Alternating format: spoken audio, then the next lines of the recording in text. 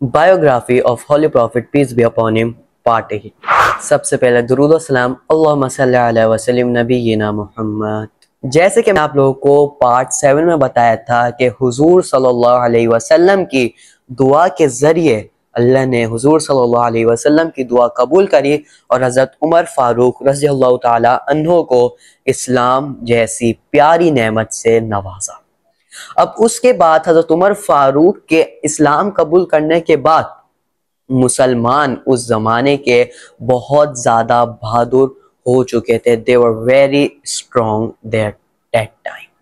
हजरत उमर फारूक रजी अल्लाह ताला अन्हु जैसे बहादुर और ना किसी से ना डरने वाले शख्स ने इस्लाम कबूल कर लिया था, तो उसको देख के पैगन्स ऑफ मक्का उनकी जेलिसी बढ़ती जा रही थी, बढ़ती ही जा रही थी।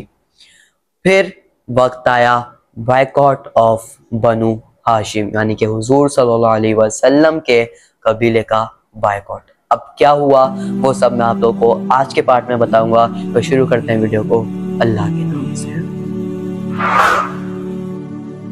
Now Musliman can easily perform prayer and follow the commandments of Allah subhanahu wa ta'ala in Masjid al-Haram very easily after the acceptance of Islam by the Umar Farooq रज़ियल्लाहु ta'ala anhu। Pagans of Makkah ने तरह तरह के तरीकों से हुजूर सल्लल्लाहु अलैहि वसल्लम को अल्लाह के इस्लाम को, हमारे प्यारे इस्लाम को दावत देने से छुड़ाने की बड़ी कोशिश करी, लेकिन वो हर बार नाकाम रहे। तो फिर उन्होंने एक फैसला करा कि हुजूर सल्लल्लाहु अलैहि वसल्लम को अपना सरदार बना लेते हैं। हुजूर सल्लल्लाहु अलैहि वसल्लम को उन्होंने कहा कि आप हमारे सरदार बन जाए, एक साल हम आपके अल्लाह की इबादत करेंगे और एक साल आप हमारे इनके जो बुत और ये फालतू चीजें होती हैं उनकी इबादत करेंगे। ये सुनना ही था कि अल्लाह सुब्हानहू व तआला ने सूरतुल काफिरून नाजिल कर दी। अल्लाह सुब्हानहू व तआला ने सूरतुल काफिरून में इरशाद फरमाया कि कह दो ए काफिरो, मैं उनकी इबादत नहीं करता जिनकी इबादत तुम करते हो, और ना तुम उसकी इबादत करने वाले हो जिसकी इबादत मैं करता हूँ, और ना मैं उनकी इबादत करने वाला हूँ जिनकी इबादत तुमने की है, और ना तुम उसकी इबादत करने वाले हो जिसकी इबादत मैं करता हूँ, और तुम्हारे लिए तुम्हारा दीन और मेरे लिए मेरा दीन।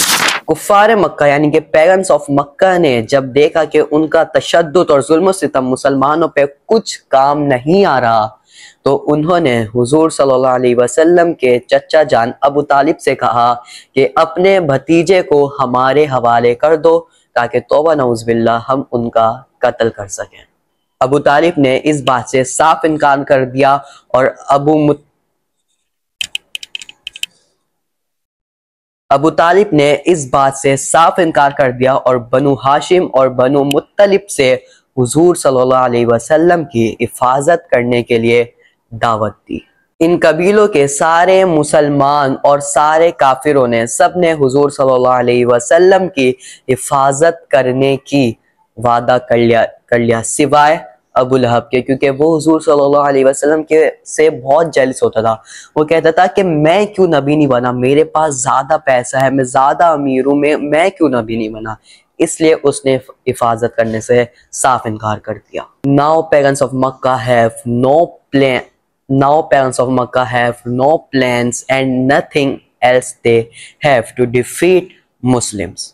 तो उन्होंने फैसला करा कि हम बनु हाशिम और बनु मुत्तलिब इनका बिल्कुल पक्के तरीके से बॉयकॉट कर देंगे, जैसे कि अभी हम लोग इसराइली प्रोडक्ट्स का कर रहे हैं। तो कहा हम बिल्कुल इनका बॉयकॉट कर देंगे, ना ही इनसे कोई शादी करेगा, ना ही इनसे कोई तिजारत होगी और ना ही इनसे कोई बात होगी, बिल्कुल कता ताल्लुक हो जाएगा। वादे के मुताबिक अब ना ही कोई तिजारत हो सकती थी, तो इसलिए मुसलमानों के लिए खाना पानी बहुत मुश्किल हो गया था। बात यहाँ तक पहुंच चुकी थी कि अब चमड़े और दरख्त के पत्ते भी खत्म होते जा रहे थे, वो खाना पड़ रहा था। औरतों और बच्चों को भूख की वजह से उनकी आवाज दूर दूर तक सुनी जाती थी, लेकिन उन्होंने इन 3 साल तक ये चीज बर्दाश्त करी और लेकिन हुजूर सल्लल्लाहु अलैहि वसल्लम की हिफाजत करना नहीं छोड़ी। उसके बाद 3 साल बाद अल्लाह सुब्हानहू व तआला ने इनके दिल में डाल दिया कि इनका जुल्म अब मुसलमानों पे ठीक नहीं है। तो 5 बड़े सरदार काफिर के उन्होंने फैसला करा कि अब हमें ये रूल, ये बॉयकॉट खत्म कर देना चाहिए। मुआहिदा बॉयकॉट का हुआ था वो मस्जिदुल हरम में एक जगह पे लटका हुआ था, लेकिन हुजूर सल्लल्लाहु अलैहि वसल्लम की तरफ से खबर मिली कि जो मुआहिदा लटका हुआ है उसका पूरा सफ़ा दीमक में यानी मिट्टी में मिल चुका है और सिर्फ अल्लाह सुब्हानहू व तआला का नाम बाकी है। जब चेक करा गया तो वाकई में मस्जिदुल हरम में जो मुआहिदा लटका हुआ था उसमें जहाँ जहाँ अल्लाह का नाम लिखा हुआ था सिर्फ वो ही बाकी था, बाकी पूरे सफ़े पे मट्टी लग चुकी थी। इस तरह से ये मुआहिदा, ये बॉयकॉट ख़त्म हो गया और मुसलमान आज़ाद हो गए। फिर आया ईयर ऑफ सोरो, मतलब गम वाला साल। अब इस साल में क्या हुआ वो मैं इंशाअल्लाह ताला आप लोग बताऊंगा पार्ट 9 में। जब तक के लिए अल्लाह हाफिज़। Like share and subscribe.